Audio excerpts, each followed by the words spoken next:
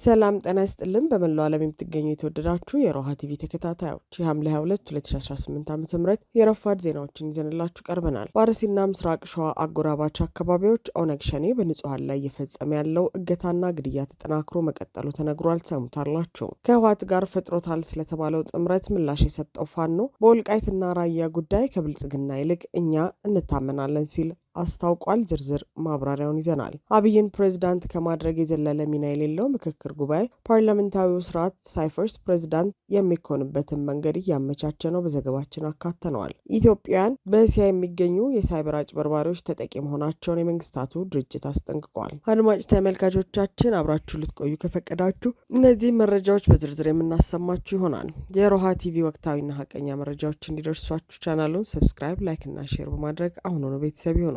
አድማጭ በአርሲ ምስራቅ ሸዋ አጎራባች አካባቢዎች ኦነግ ሸኔ በንጹሃን ላይ እየፈጸመ ያለው እገታና ግድያ ተጠናክሮ መቀጠሉ ተነገረ።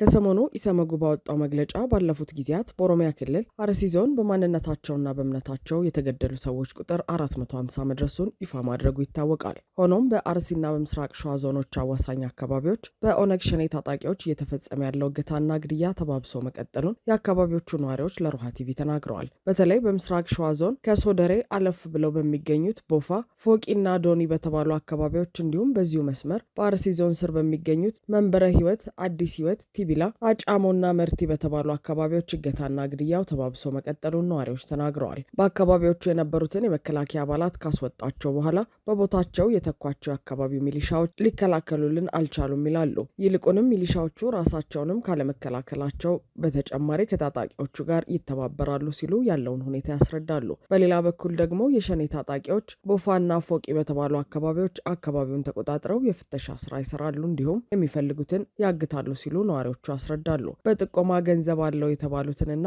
ማንነቱን አይተው እገታና ግድያን እንደሚፈጽሙም ነው አስተያየት ሰጪዎቹ የገለጹት። መከላከያው ወዴት እንደተወሰደ አናውቅም፣ ብቻ ከቦታው አነሱት፣ ወዲያው ግድያና እገታው ተባባሰ ሲሉም ነዋሪዎቹ አስረድተዋል። ልክ እንደ አሰኮው ግድያ በርካታ ሰዎች ሲገደሉና ቤተክርስቲያኖች ሲወድሙ ነው እኛም ትኩረት የምናገኘው ወይ ሲሉም በምሬት ይጠይቃሉ። የሸኔ ታጣቂዎች በየቦታው አሉ፣ ህዝቡ ራሱን የሚከላከልበት ነገር የለም የሚሉት አስተያየት ሰጪዎች የከፋ ነገር ከመጣ ማለቃችን ነው የሚል ስጋት አድሮባቸዋል። በተለይ ላለፉት ወራት ሰዎች ከቤታቸው ታግተው ይወሰዳሉ፣ የት ገቡ ሳይባሉ ይገደላሉ፣ ገንዘብ ይጠየቃል፣ ተከፍለውም አይለቀቁም በማለትም ሁኔታውን ያብራራሉ። ተስፋ ህይወት በተባለው አካባቢ ኮለላ የተባለች መንደር ውስጥ ከሰሞኑ እንኳን 2 ጥበቃዎች እንደተገደሉ ነዋሪዎች ለሮሃ ተናግረዋል። እንዲሁም የቦፋ መንገድ ላይ እገታዎች በየዕለቱ እንደሚፈጸሙና ሰዎች ወደ ናዝሬትና አሰላ የሚያደርጉትን ጉዞ እየገቱ መሆኑን ገልጸዋል። የሚመለከተው አካል ድምጽ ይሁነን ሲሉ የሚማጸኑት ነዋሪዎቹ የከፋ ችግር ውስጥ መሆናቸውንም በአጽንኦት ተናግረዋል።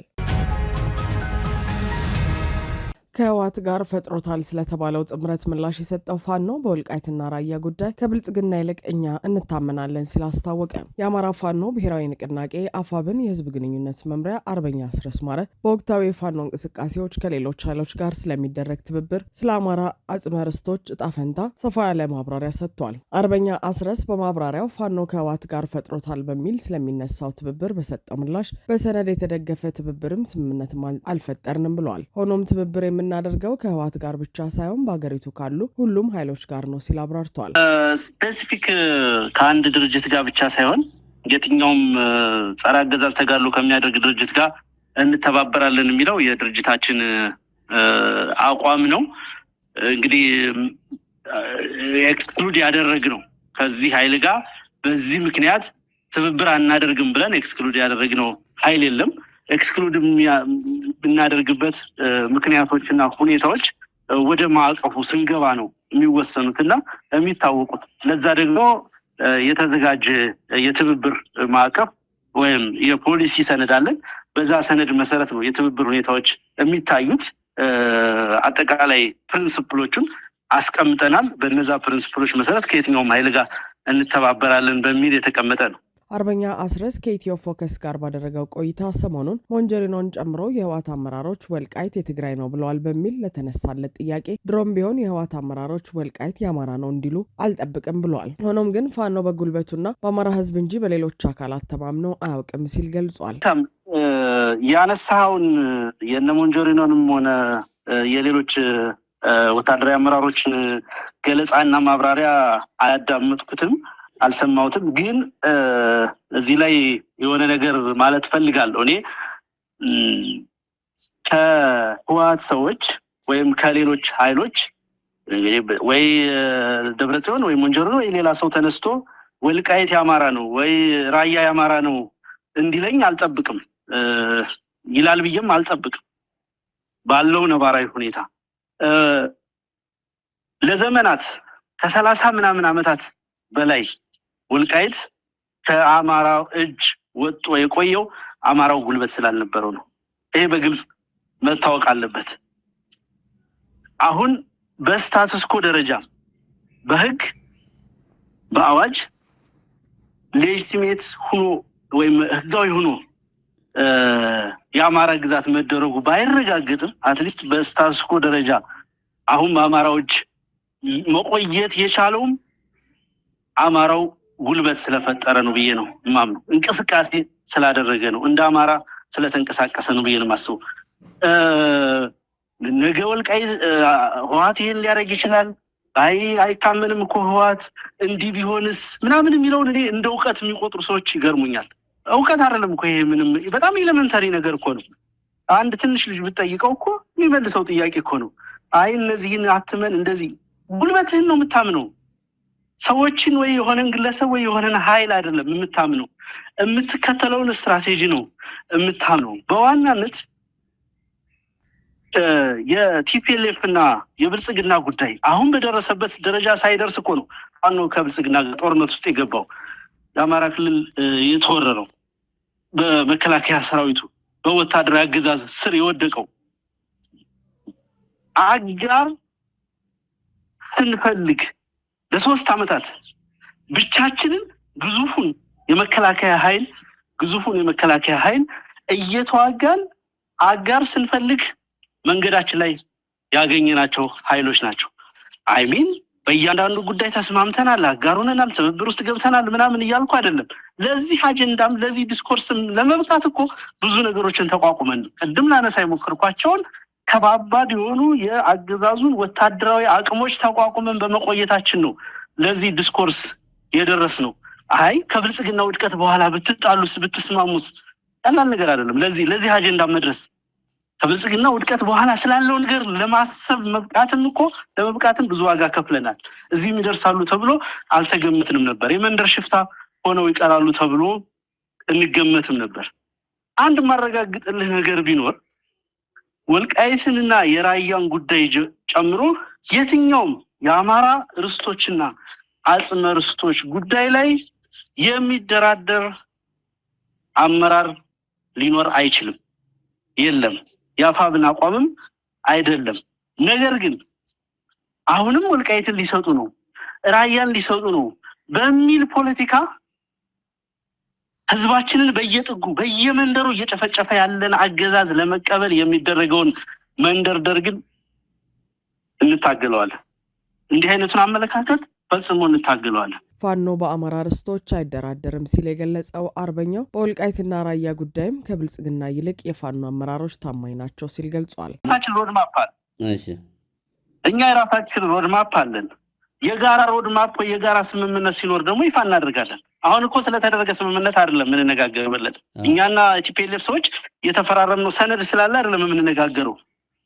ኖት የት እስካሁን ድረስ የለም የሰነድ ስምምነት ያደረግንበት የተፈራረምንበት ጉዳይ የለም። አብዛኛው ሰው ስፔኩሌሽን ነው፣ ዝም ብሎ የሚናገረው ነገር ስለሆነ። ነገር ግን በአመለካከት ደረጃ ነገሩን የምናይበት መንገድ ያደለም እንዴ። መላው አማራ ክልል በጦርነት ውስጥ እያለ እኮ ኮሎኔል ደመቀ የፋኖ ትግል ወይም የፋኖን ኮዝ አላምንም ብሏል። ይሄ እንዲህ አይነት አስተያየቶች ተገቢነት የላቸውም። በነገራችን ላይ ወልቃይትን አንድ ስንሆን እንደ አማራ ስንታገል እንዳስከበር ነው ሁሉ ነጣጣይ ትርክቶችን በመጠቀም ወይም ደግሞ ተራ የቡድን ጥያቄ የግለሰቦች የጥቂት ሰዎች ጥያቄ ስናስመስለው የበለጠ አደጋ ውስጥ እንዳንከተውም ስጋት አለኝ። አማራ እንደ አማራ በማንነቱ በርስቱ በአጽመ ርስቱ በሀገሩ በክብሩ ጉዳይ የማይደራደርባቸው ሆነው እንዲቀጥሉ የጋራ ኮዝ ሊኖረን የጋራ ትርክት ሊኖረን ይገባል። ለሆነ አካባቢ የተለየ ለሆነ ግለሰብ የተለየ ለሆነ ቡድን የተለየ አመለካከት ሊኖር አይገባም። ጉልበት ከሌለን አንድነት ከሌለን አይደለም ወልቃይትን ጎንደርንና ባህር ዳርን ማስከበር ላንችል እንችላለን። አብይን ፕሬዝዳንት ከማድረግ የዘለለ ሚና የሌለው ምክክር ጉባኤ ፓርላሜንታዊው ስርዓት ሳይፈርስ ፕሬዝዳንት የሚኮንበትን መንገድ እያመቻቸ ነው። የሀገራዊ ምክክር ጉባኤ የተባለውና ቢሊዮን ብሮች የወጡበት ሺዎች ስራ ፈተው የተቀመጡበት ቢሆንም በዋናነት የሚያስፈጽመው አንድ ጉዳይ ብቻ መሆኑ ተረጋግጧል። የፌዴራል ስርዓቱ እንዲቀጥል አዲስ አበባና ድሬዳዋም የፌዴራል አካል ሆነው እንዲዘልቁ፣ ባንዲራውም እንዳይነካ፣ ህገ መንግስቱም እንዳይቀየር እየመከረ ነው። በመሆኑም ምክክሩ የነበረውን ማስቀጠል መሆኑን የወጡ መረጃዎች የጠቆሙ ሲሆን አንድ አጀንዳ ግን የብልጽግና ዋነኛ ጉዳይ ሆኗል። ይህም የሀገሪቱን መሪ ከጠቅላይ ሚኒስትርነት ወደ ፕሬዝዳንትነት መቀየር የሚለው ነው። ይህ የሚሆነውም ፓርላሜንታዊው ስርዓት ሳይቀየር የጠቅላይ ሚኒስትርነት ስያሜ በፕሬዝዳንት ይተካ የሚል ምክረ ሀሳብ መቅረቡን ተከትሎ ነው። በኢትዮጵያ ወደፊት የመንግስት አስተዳደር ስርዓትና የስልጣን መዋቅር ላይ ፓርላሜንታዊ ወይስ ፕሬዝዳንታዊ ይሁን የሚል ምክረ ሀሳብ በአንድ የ50 ተመካካሪዎች ቡድን ተነስቷል።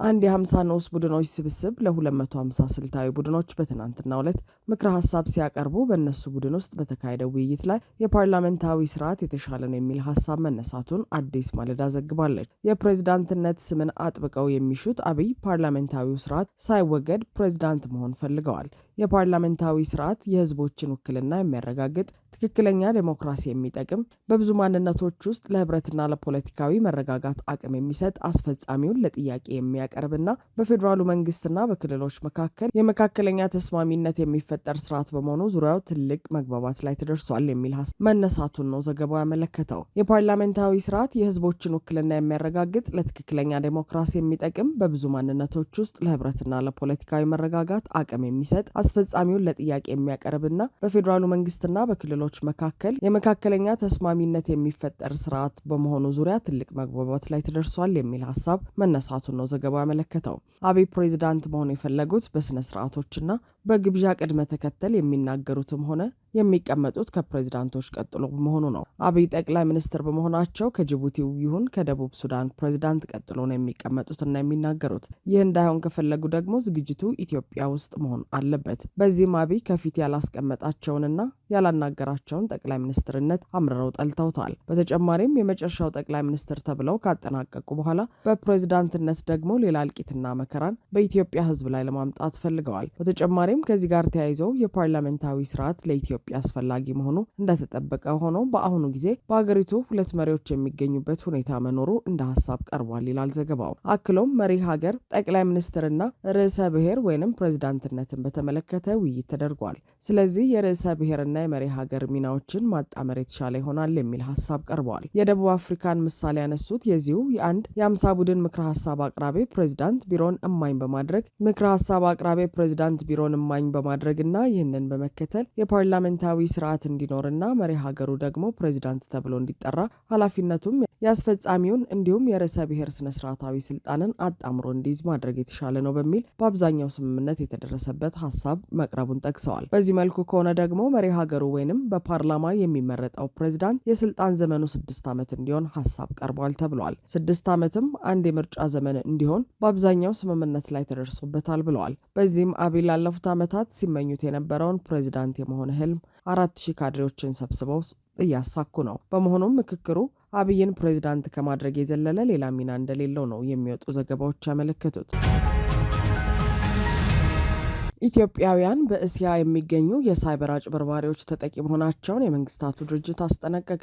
ኢትዮጵያውያንና ኬንያውያን ስራ ፈላጊዎች በእስያ ሀገራት ውስጥ በስፋት የሚገኙ የማጭበርበሪያ ካምፖች ተጠቂ መሆናቸው በየጊዜው እየጨመረ መምጣቱን የመንግስታቱ ድርጅት አስጠንቅቋል። የመንግስታቱ ድርጅት የስደተኞች ኤጀንሲ የወንጀል መረቦች ከሀገር ውጭ ስራ የሚፈልጉ ሰዎችን በመመልመል ጥብቅ ጥበቃ በሚደረግላቸው ካምፖች ውስጥ በማስፈራራት ድብደባና ስቃይ በመፈጸም የሳይበር ማጭበርበር እንዲፈጽሙ ያደርጓቸዋል ብሏል። ረቡዕ ዕለት ከሚከበረው ህገወጥ የሰዎች ዝውውር መከላከያ ዓለም አቀፍ ቀን ዋዜማ IOM ባወጣው መግለጫ እንደገለጸው በመላው እስያ ከሚገኙ የማጭበርበሪያ ማዕከላት እንዲወጡ ከተደረጉ ሰዎች መካከል ከምስራቅ አፍሪካ የመጡት ከፍተኛውን ቁጥር ይይዛሉ።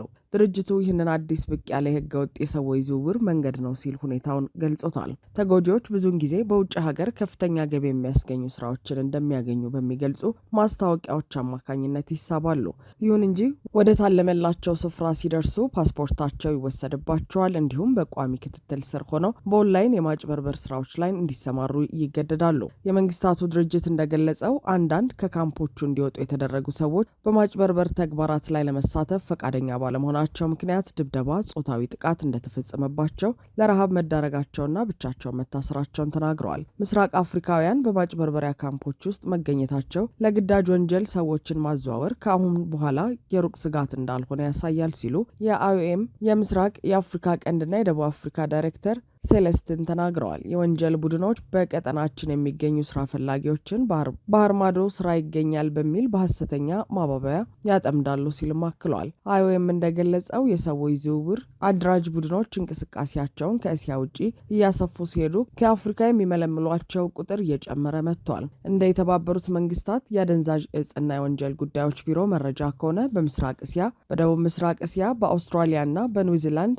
የሚከናወኑ የኦንላይን የማጭበርበር ተግባራት ባለፈው ዓመት ብቻ ከ88 እስከ 114 ቢሊዮን የአሜሪካ ዶላር የሚገመት ገቢ አስገኝተዋል። እንዲሁም ለህገወጥ ሰው ዝውውር የተዳረጉ በመቶ ሺዎች የሚቆጠሩ ሰራተኞች በእነዚህ የማጭበርበር ማዕከላት ውስጥ ታጉረው እንደሚገኙ ይታመናል። እንደ ሚያንማር፣ ካምቦዲያና ላኦስ ባሉ የደቡብ ምስራቅ እስያ ሀገራት የተስፋፉት እነዚህ ካምፖች በየዓመቱ በቢሊዮኖች የሚቆጠር ገቢ የሚገኝባቸው የኦንላይን ማጭበርበሪያ ናቸው። ህገወጥ የሰዎችና ህጻናት ዝውውር፣ የግዳጅ ወንጀለኝነት፣ የሰዎች ስቃይ፣ ህገወጥ ቁማር እንዲሁም በወንጀል የተገኘን ሀብት ህጋዊ ማስመሰል የእነዚህ ካምፖች መገለጫ መሆናቸውን የተባበሩት መንግስታት የመድኃኒትና የወንጀል ቢሮ መረጃ ያመለክታል። አይኦኤም እንደገለጸው በኦንላይን የማጭበርበር ተግባራት ውስጥ እንዲሳተፉ የተገደዱ ብዙ ተጎጂዎች በስህተት እንደ ወንጀለኛ ይቆጠራሉ።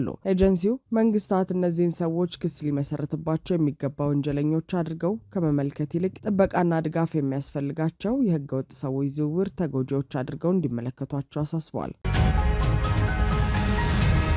ተመልካቾቻችን የሰዓቱ የሮሃ ቲቪ ዜናዎች የተከታተላችኋቸውን ይመስሉ ነበር። አብራችሁን ስለነበራችሁ ከልብ እናመሰግናለን። ሰላም።